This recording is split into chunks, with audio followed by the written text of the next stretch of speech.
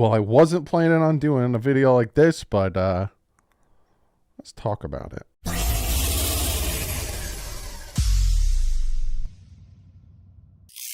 What is up, Finn fans? So I'm up late. It's about 2:30-ish. And I normally around this time, again, I have a 2-year-old. She normally wakes up around this time. I change her diaper, say how you do, put her back down to go to sleep, all that good stuff. This is when I'm doing my work. This is when I'm doing my research. This is when I'm preparing to do shows about the next opponent. This is when I'm doing all my stuff. And I came across, essentially, it's Tua Tagovailoa advanced stats and metrics, right? And I came across a bunch of stats and metrics, and I found them extremely interesting. Now, the past 2 weeks, Tua's been playing. Well, I would say San Francisco was a bad game by Tua, but the offense was, there. The offense was open. Sunday night's game was it was a bad game by Tua. 100% a bad game by Tua. There's no getting around the fact that it's a bad game by Tua. You can't say, oh, it's because of this or that. It's a bad game by Tua. It's a bad game by Mike McDaniel. Bad game by the offensive line. It was a bad game. But I find it funny that people over those 2 game spans are already flipped, right? 5 game span of him winning, people come out and they're saying, you got the MVP chance, you got the national media talking about how well he's doing, all that stuff. And then again, you still have the skeptics and I guess you can call them the haters that don't want to give Tua the credit for the 5 games because what defense has he faced, right? What defense has he faced? He's faced the Cleveland Browns defense. What have they done except hold Josh Allen to 190 yards and a touchdown, but Tua puts up 298 and 3 touchdowns. But who gives a crap? Look at Detroit. Look what he did to Detroit, but who gives a crap? It's not like Detroit beat the Minnesota Vikings and the Houston Texans. It's not like they almost beat the Cowboys. It's NFL teams, right? They want to diminish Tua's success and they want to elevate where he struggles, right? So I was doing my research, and again, I listen to everything, I read everything, national media, all that stuff, writers, all that stuff. And there's narratives out there. And I thought to myself, I found the metrics, because I started listening, and I'm like, that does make sense. The wide receivers being butt naked open and having a huge cushion from their defenders. I'm like, that makes sense. We have Tyreek Hill, Jalen Waddle, Mike McDaniel scheming it so they can get so open. Even though when I break down the film, I noticed they're tight throws on some downs, but I'm thinking to myself, I'm like, all right, that does make sense. And the offensive line is doing really well in protecting him, which I've seen on multiple occasions while breaking down film, which is helping him and all that stuff. I'm like, okay, that makes sense. But then there's the narratives that he can't throw to the outside, which I posted on Twitter, 2 videos. I'll pop them up here. The one to Hill against the Browns, which everyone's like, I've had Charger fans come into my Twitter. It has nothing to do with the Chargers, has nothing to do with Justin Herbert, it nothing. But I have them coming in, and I have some Dolphin fans saying, "Look at it! Looked like a punt. This isn't a good video. I would use a different video." One guy said you should delete. You still have time to delete this. Yada yada. Not understanding. It should have been a rocket pass. It should have been, on a rope. 2 defenders in his face. How the flip is he going to throw it on a rope? It's going to get batted down. Thrown off his back foot. He has to get it over the...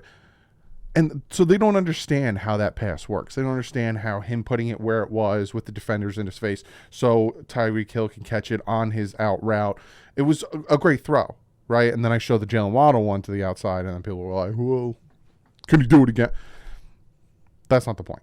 The point of this is, and you could tell by true or false, we're going to talk about things that are pushed about Tua that are true and the ones that are false, because I found a bunch of great stats that really opened up my eyes to not everything is what it perceives, or not everything is what you're being told. Now, I'm not going to push a narrative. I'm not going to give you my opinion on things. I'm going to show you cold, hard facts, and I'll let you come to your own conclusion. And I know, you defend Tua in the least bit this past week. Even after the 49ers game, they started, a lot of people who hate Tua started creeping out. But then after Sunday night, they really came out full force. They attacked me. You have no idea. You defend Tua in the most minuscule way, you get attacked. It's sad. It's sad because it's the other way, right? You criticize Tua in the least, but you get to. Can we just have an open mind and be allowed to give our opinions on things? That's ridiculous. It's absolutely ridiculous. But first and foremost, we're going to listen to this Dan Orlovsky. I don't think that's how you say his name.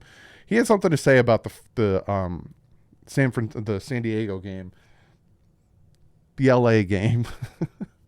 And he was asked by, I think this is Peter King, are they going to move on from Tua? So I'm going to pop it up. Hopefully I don't get copyright claimed because that would just be my luck. But I'm going to pop it up because I know sitting here watching me listen to it is annoying. I'll pop it up and we'll take a listen. What do you think's going to happen with Tua long-term with his contract? I think Miami pays him. I don't understand why everyone's just falling off the Tua is a really good player train in 2 weeks. That's what I'm saying. He looked horrible against the Chargers, and that defense was missing 6 starters, Dan. I can make the case that Mike McDaniel looked just as bad, if not worse, and I think the world of both of them. I'll go back to 2 weeks ago, Dan. So San Francisco. I've said this multiple times over the last 2 or 3 weeks. San Francisco's defense has given up 20 points twice this year. 23 to Patrick Mahomes and the Chiefs, and then 28 against Atlanta when they had 9 starters out. Okay, so that defense in and of itself is fantastic. And Tua, I just thought was a little bit off in that game. Not awful, didn't play awful, just a little off. Okay. The other night he played poorly, but it was also because, one, Mike McDaniel got completely out-schemed by Brandon Staley. Tip of the hat to Brandon Staley.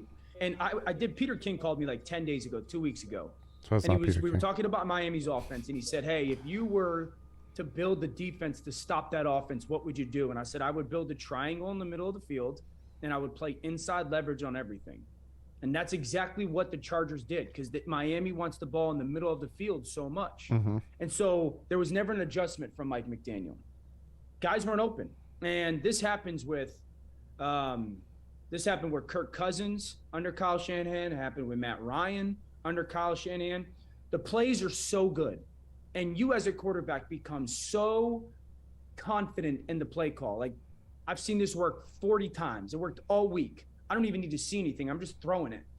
Where the defense wins the rep and you don't have any doubt in your mind that the throw is going to be there. So you just throw it. And you end up throwing to covered guys. And then like 2 quarters in the game, you're like, what is going on? You're so used to a high level of success. Then you start to force the ball because you try to generate some of those throws. And that's kind of what happened on Sunday night. It was more for me, wow, credit to Brandon Staley and the Chargers in lack of Mike McDaniel adjusting, then my goodness, Tua was a really bad quarterback. Yeah, he hit the nail on the head there. And that's where some of the false narratives came up, that one of them being that, you just have to play bumping whatever. My brain's not working. It's 2:00 in the morning. Bump coverage, man, you could shut Tua down. Then Tua doesn't know what to do. That's where we're going to go into the stats and show you how he does versus man, how the offensive line does, how the wide receivers do, how all this stuff does. It's going to be very surprising because it surprised me. So he was in a wrong, right? When he came out and said that, they'll pay him. I think they'll pick up his 5th-year option and see if he can duplicate his success. Again, 4 games. And I'll talk about this tomorrow. Friday. Tomorrow, because I'm recording this Wednesday night. I'll talk about this again on tomorrow, about the games and the next 4 games and what they mean on the season. But he can really turn around this narrative. But it's funny how quickly it flips. Let me minimize myself and we'll jump into this, right? And we'll talk about the stats. So I'm going to kind of put myself here. We'll kind of look at, top 3, and I'll keep looking down. So again, this is advanced stat metrics, and a lot of these are things we already know, pass attempts, deep ball attempts, yada, yada, pace of play, game script, game script average, the points differential at any point in a game this season. Positive values indicate that teams are often playing with a lead. Negative values indicate that teams are more often playing from behind. Dolphins normally are playing from behind. Protection rate. This is what I found interesting. The protection rate one, right? Percentage of dropbacks in which the quarterback was hurried and forced to throw the ball in less than 3 seconds. So the percentage of dropbacks in which the quarterback is hurried and forced to throw, 90.9% of Tua's dropbacks are when he is hurried and forced to throw the ball in less than 3 seconds. That is number 2 in the NFL. So again, there's the thought out there that this, Williams is doing fantastic at center, Hunt is doing well at guard, and obviously when Teron Armstead's healthy, he's doing really well, that this offensive line is protected, and it is. We're watching film, but obviously it's off still. There's still the pressure getting there. He still has to get the ball out quick in certain instances, right? Then you got passing yards, air yards, money throws. A pass required exceptional skill or athleticism, as well as critical throws executed in clutch moments. Second in the NFL with 32 of them. So again, there's that narrative out there that it's the receivers. It's the receivers that are making him good, but he is making the money throws. He is doing it as well. He's putting the ball where it needs to be. So again, that's another narrative that I find very interesting that comes out, that it's the players around him. He throws the ball to a spot. He doesn't throw it to the players. He's making the money throws. Pressure throws, throws made under pressure because the quarterback was hurried. That's lower. Danger throws. Any play in which the quarterback took unnecessary risk. It's middle.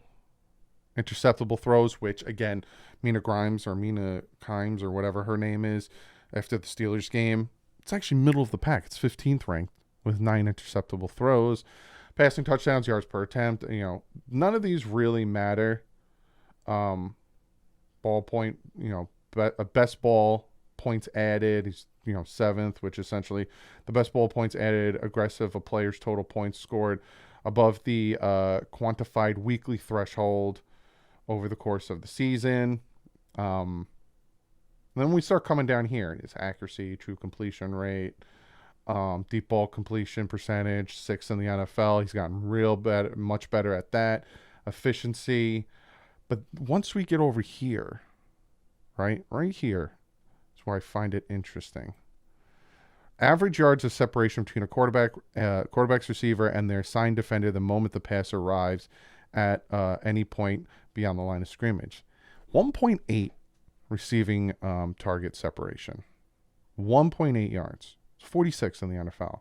So again, there's the thought that because we have Tyreek Hill, because we have Jalen Waddle, they have 5 to 10 yard separations. There are the plays, and we've seen them, where Tyreek Hill blown coverage, touchdown, or across the middle, he's open, touchdown. But to say Tua is only throwing to wide open guys, Tua is, he has Tyreek Hill and Jalen Waddle, so these guys are always butt naked open, 10 yard, 5 yard cushion. It's not true. It's not true at all. Receiving yards per catch, per target, 55. Drops, kind of mid as well with the drops. This is where it gets real interesting, right? Right here. Red zone accuracy rating. No, sorry, not this one. This is the interesting part. Catchable pass rate, he's in the middle of the pack there. Pressure catchable pack rate, middle of the pack. These, clean pocket accuracy, under pressure, still, this isn't where I found it interesting. These are interesting because he actually does well. His accuracy rate under pressure as well as clean. But this is where I found it interesting. Man versus zone coverage. Again, the thought is bump and run coverage, play man, you're going to shut down this offense. Because Tua doesn't do well against man. That's the narrative that's pushed, right? Man coverage throw rate. He throws to man coverage 46.4% of the time. A little less than half. Obviously throws against zone more. But a little less than half. He's still facing man coverage. In that man coverage, his completion percentage is 65.2, which is 2nd in the NFL. His completion percentage in zone is 69.2, which is 19th. So I find that funny that he does better completion percentage in man versus zone. Passer rating versus man, 122.6. Number 1. Passer rating versus zone, 112.5. 2nd in the NFL. Accuracy rate versus man, 8.